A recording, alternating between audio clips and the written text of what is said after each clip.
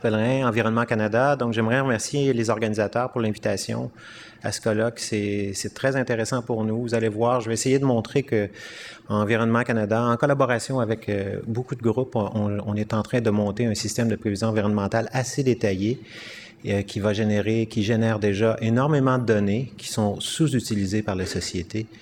Donc, ça va être l'objectif de ma présentation. Donc, on est très content d'être ici. Donc, moi, je dirige une petite cellule de recherche à Environnement Canada qui a la responsabilité de développer tous les modèles de prévision environnementaux qui sont couplés au modèle atmosphérique d'Environnement Canada. Comme vous le savez, une grande partie de l'énergie qui arrive dans l'atmosphère arrive par la surface terrestre. Donc, c'est absolument crucial pour Environnement Canada de bien détailler toute la surface terrestre de la Terre, mais particulièrement le Canada et les États-Unis. Donc, je vais vous montrer dans la présentation.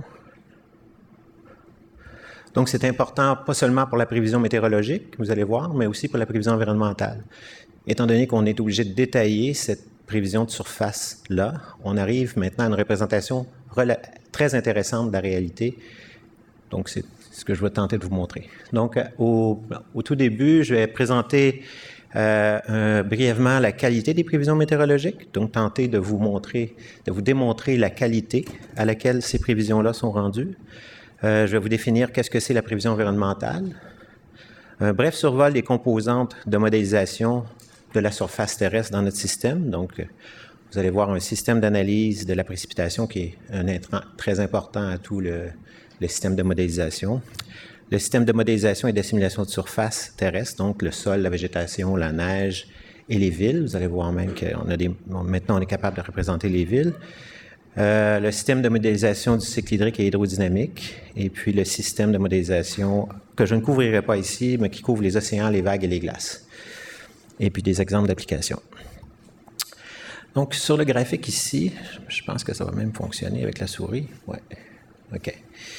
Le graphique, les différentes courbes que vous voyez représentent l'amélioration des prévisions météorologiques qu'on fait au pays depuis les 30 dernières années. C'est ça? Oui, les 30 dernières années. Donc, les différentes courbes, c'est des échéances de prévision. Vous avez 12 heures, 24 heures, 36 heures, 48 heures. Pour vous donner une idée, une prévision 48 heures qu'on faisait en 2013 a la même qualité qu'une prévision 24 heures en 1997. Donc, exactement la même valeur. Une prévision 120 heures, donc 5 jours, en 2013, a la même qualité qu'une prévision 2 jours en 1981. Donc, ça nous prend environ 10 années de recherche pour pouvoir améliorer une journée de prévision, environ. Et comment on réussit à faire ça? C'est à travers ces trois boîtes-là ici, les trois axes. Donc, évidemment, les modèles atmosphériques qui sont absolument cruciaux. Donc, on continue constamment à améliorer les modèles atmosphériques. Les modèles environnementaux, donc c'est pour ça qu'on est ici aujourd'hui. Le détail des modèles environnementaux et l'interaction avec l'atmosphère nous permet d'améliorer la prédictibilité. Et les techniques d'assimilation, donc ce qui nous permet de générer les conditions initiales pour démarrer tous ces modèles-là. C'est crucial. Donc, il faut être capable de prendre une bonne image, la plus réelle possible de l'environnement pour être capable de la prévoir. Donc, je vais me concentrer aujourd'hui sur les deux boîtes qui sont ici. Donc, le système qui est en développement au Canada, qui est avancé sous différentes étapes par Environnement Canada. Donc, en premier, il y a le système atmosphérique de sol, de végétation et d'océan. Et ce système-là est complètement couplé, comme par exemple sur le golfe du Saint-Laurent. Présentement, le modèle atmosphérique ne fonctionne pas seul. Il fonctionne avec un modèle océanique complet jusqu'à Québec. Là. Et puis, les glaces évoluent, l'océan évolue lors de la prévision et interagit avec l'atmosphère. Ensuite, connecté à ce système-là, vous allez voir qu'il y a toute une série, on est en train de développer des modèles hydrologiques en collaboration avec les gens du gouvernement ici, avec les gens de l'Université Laval. Donc, les modèles, ensuite, il y a des modèles de lacs. Donc, les grands lacs, on est en train de détailler, de représenter les lacs. Il y a des modèles hydrodynamiques aussi, donc le Saint-Laurent, entre autres. Donc, il faut être capable, dans le pays, de modéliser tous les rivières avec des modèles bidimensionnels.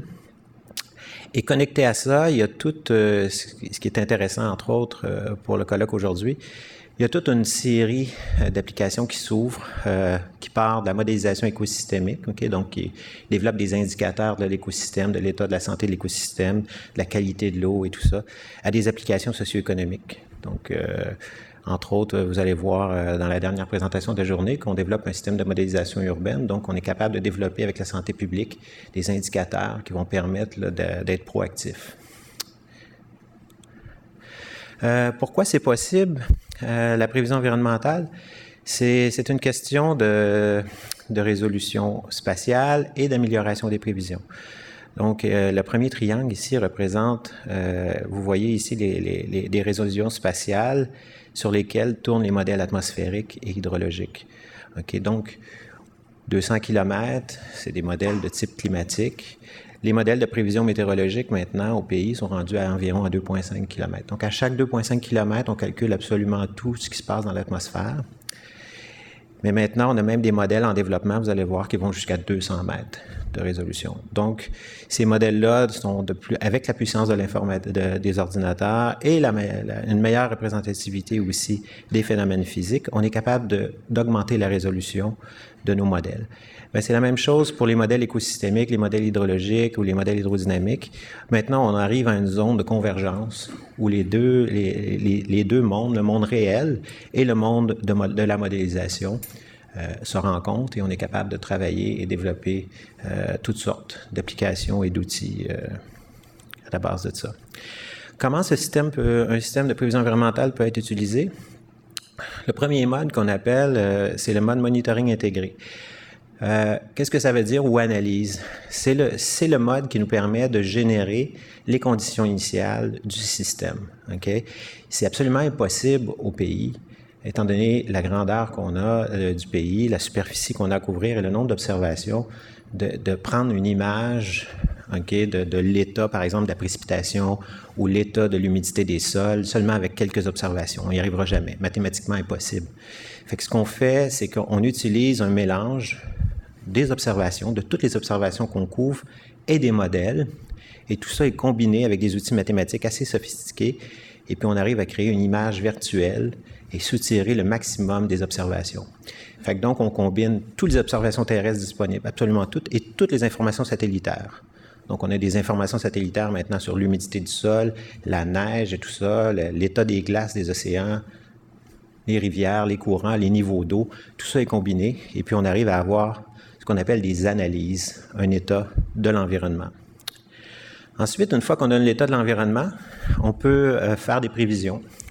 Fait que, donc, les modèles qui sont utilisés dans l'étape 1 et qui servent à intégrer les observations avec les outils mathématiques sont dans le deuxième mode utilisés pour faire les prévisions. Donc, c'est des modèles basés sur des équations physiques et puis ils sont attachés au modèle météorologique parce que c'est l'atmosphère essentiellement qui dirige tous ces modèles environnementaux-là. Et puis, on arrive à développer des modèles de prévision environnementaux qui peuvent servir, entre autres, à la gestion adaptative des eaux, des bassins des Grands Lacs, des rivières.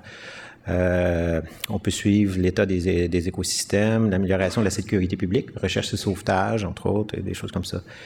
Le support aux urgences environnementales. Donc, s'il y a un déversement d'huile dans le fleuve Saint-Laurent, c'est nos systèmes qui servent à fournir les champs physiques qui vont calculer les trajectoires de ça.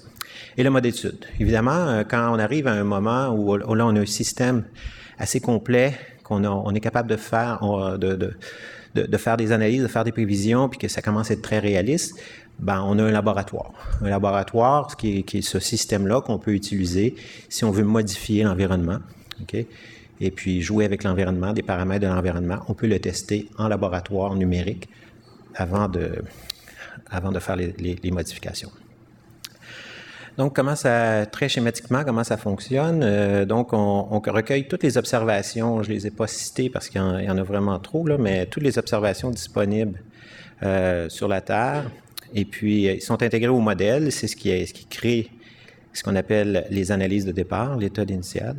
Et puis ensuite, ces données-là rentrent dans un système qu'on appelle de post-processing, là, c'est en anglais, mais bon. Et puis, à partir de là, les données peuvent générer paquet de produits. Okay? Donc et puis les données d'Environnement Canada, des systèmes qu'on tourne opérationnellement sont toutes disponibles sur l'Internet. Et puis, donc, il y a un paquet d'applications ou de décideurs qui peuvent venir chercher ces données-là et développer des outils et puis tenter d'optimiser c'est très utilisé présentement pour l'optimisation de l'économie, okay, la sécurité, mais on pourrait aller beaucoup plus loin que ça. Comment fonctionne un système d'analyse? Ici, c'est un exemple. Donc, on combine, ici, c'est l'exemple de la précipitation. Comme vous savez, tous les systèmes de prévision environnementaux surfaciques de la surface terrestre dépendent de la précipitation. Et puis, étant donné la grandeur du pays, et puis ici, on voit une image des observations terrestres à peu près au Québec. C'est impossible de tirer une bonne image de la précipitation qui est reliée avec ça. Donc, on combine les observations terrestres avec des champs de modélisation qui viennent des modèles, l'information satellitaire, des radars, et puis tout ça nous crée des conditions initiales. Mais pas seulement des conditions initiales, mais aussi vraiment, c'est l'état la plus réaliste virtuel, l'état virtuel le plus réaliste d'un champ de précipitation qui couvre le pays présentement. Donc, à partir de ça, il y a un paquet d'applications qui peuvent se déduire.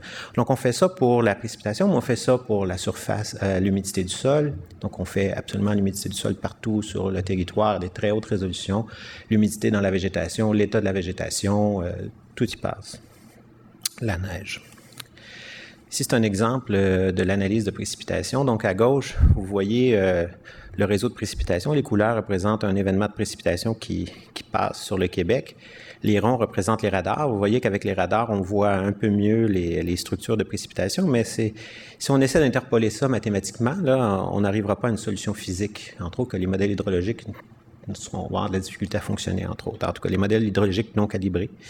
Et puis à droite, c'est quand on le combine avec quand ça sort de notre système d'assimilation. Donc, c'est une image beaucoup plus réaliste en tout cas, on croit, qui est utilisée. Mais l'avantage, c'est qu'on peut valider ces systèmes-là en les couplant au modèle hydrologique, modèle de surface, et regarder, entre autres, la réponse sur les prévisions de rivières, de débit. Ça, c'est la même image. Donc, l'analyse fonctionne surtout. On fait ça sur tout le pays. Et vous voyez qu'aux États-Unis, hein, la richesse du pays, la densité fait qu'ils ont beaucoup d'observations. On peut regarder le Canada. Fait que c'est absolument. Je vais vous montrer maintenant le résultat suite à l'assimilation. Vous voyez, il y a comme une ligne de grain qui est en train de un front qui est en train de passer aux États-Unis. Puis les couleurs représentent les intensités. Et puis quand on finit notre système d'assimilation, on obtient cette image-là. Donc, vous voyez qu'entre autres, le centre du système n'est absolument pas vu au Canada. Et puis, ça prend un système d'assimilation complexe pour être capable de détailler ça. Ensuite, connecté à ça, il y a un système de modélisation de la surface terrestre. Ce système-là, pour fonctionner et être capable a besoin des meilleures bases de données qui existent. Donc, type de sol, type de végétation, tout y passe. Donc, on utilise toutes les bases de données. Puis quand les bases de données ne sont pas complètes, on crée des bases de données à partir d'informations satellitaires. Entre autres, le travail de Sylvie qui va vous montrer, là, les villes sont faites à partir de ça. Donc, on modélise tous les processus de la surface terrestre et puis on fait interagir avec l'atmosphère. Donc, les flux thermiques et les flux d'humidité et la rugosité aussi, le drag, l'impact qu'a la surface terrestre sur le vent, tout ça est modélisé.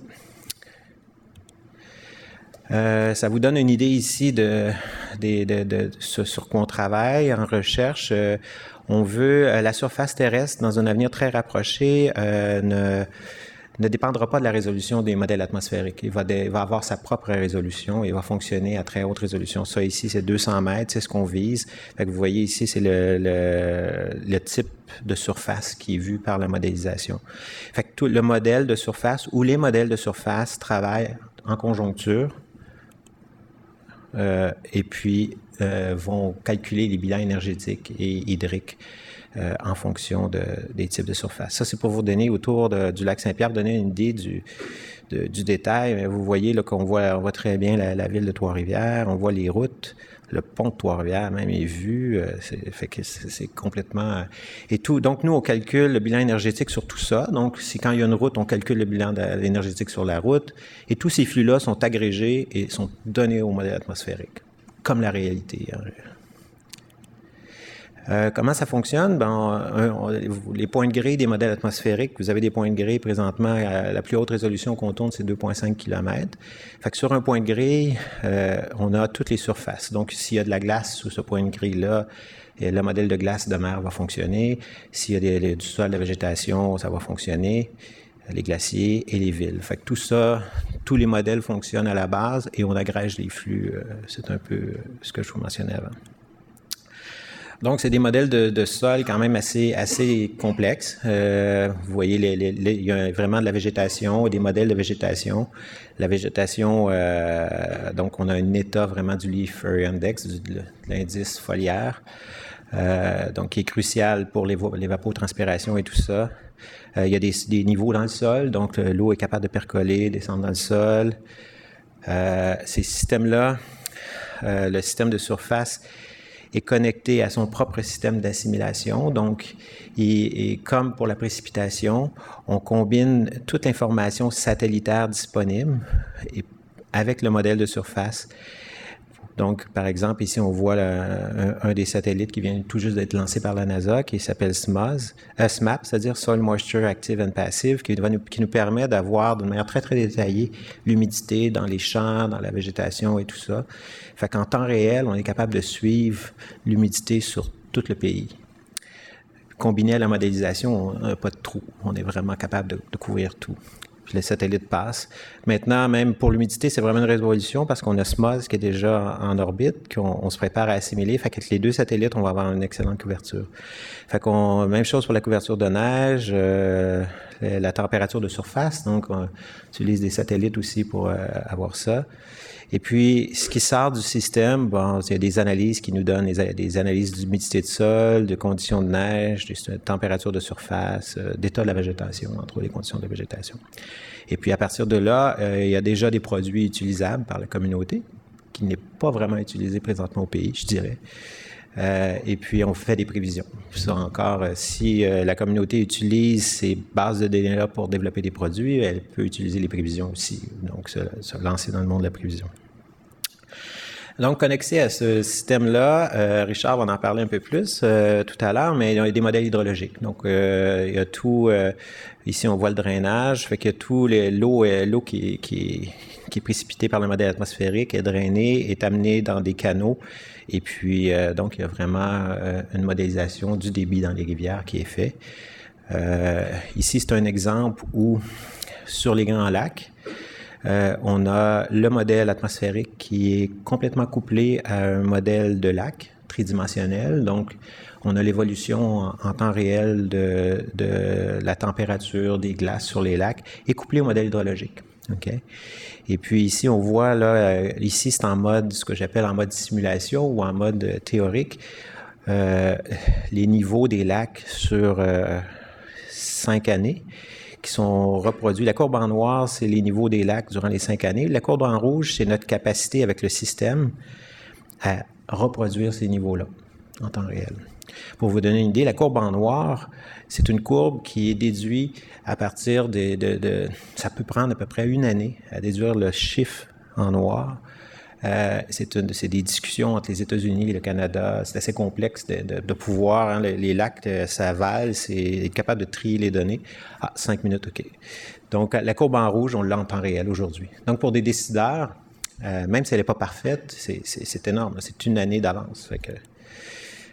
Fait qu'ici, c'est un exemple du système de lacs là, qui tourne. On a deux des lacs. Tous les lacs fonctionnent, mais on voit ici le lac Ontario puis lac Erie. Donc, c'est utilisé pour la recherche de sauvetage.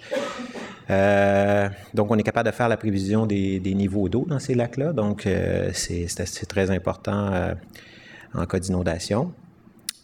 Donc, je vais passer maintenant aux applications. Donc, en modélisation hydrodynamique du Saint-Laurent, on a un simulateur qui permet de détailler et de représenter les courants dans le fleuve Saint-Laurent. Donc, c'est développé par l'INRS en collaboration avec Environnement Canada et le gouvernement du Québec. Ça vous donne une idée ici du maillage qui est utilisé. C'est des modèles aux éléments finis. C'est très détaillé. On voit les piliers de pont et tout.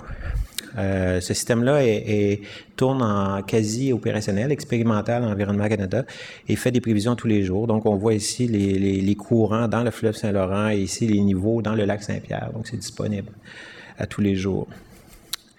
Des applications, donc si on voit ici un rejet d'eau usée de la ville de Montréal, on voit le panache.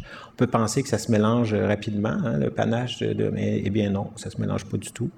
Fait que ce type d'information-là modélisée peut être utilisé par les villes, entre autres, on pense, en tout cas. S'il y a un déversement d'huile, le même système va être utilisé pour prévoir le panache et répondre aux urgences. Je vais passer, entre autres ici, c'est une application écosystémique. En 2010, on a eu une mortalité de poissons assez intense, assez importante sur le lac Saint-Pierre. Et puis, essentiellement, c'est l'augmentation de la température qui a fait qu'il y a eu l'eutrophication, en tout cas. Donc, je n'irai pas dans les détails, mais on était capable, avec les niveaux d'eau, on était capable de voir, on voit ici une baisse des niveaux d'eau et puis qui est descendue sous la normale. Le rose, c'est la normale, c'est le plus bas niveau qu'on a vu en je ne sais pas combien d'années. Et puis, on est descendu sous ça. Il y a une vague de chaleur. L'eau s'est réchauffée. Donc, si on l'avait su, avec des outils, on aurait pu, avec la commission mixte, gérer le barrage et éviter ça à Moses Saunders. Mais sans outils, c'est absolument impossible de parler aux États-Unis ou au Canada. Je vais passer à ma conclusion. OK, qui peut bénéficier de ça?